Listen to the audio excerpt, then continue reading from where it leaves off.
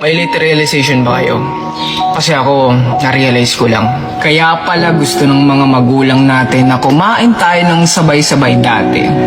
Kasi darating yung araw, nakakain na lang tayo mag-isa. Kaya pala ayaw nila mawala tayo sa paningin nila dati. Kasi darating yung panahon na hindi na natin makakasama sila ulit. Ika nga, time is running. Habang lumalaki tayo, dumadagdag yung edad nila. Hindi habang buhay, bata tayo.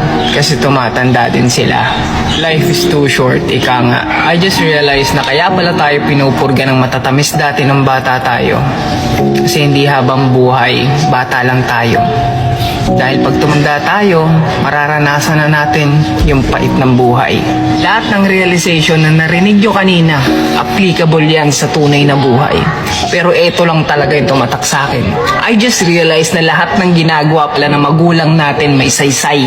May dahilan kumbaga. Kaya sulitin na natin yung time natin sa mga magulang natin hanggat nandyan pa at hindi pa tayo malayo sa kanila.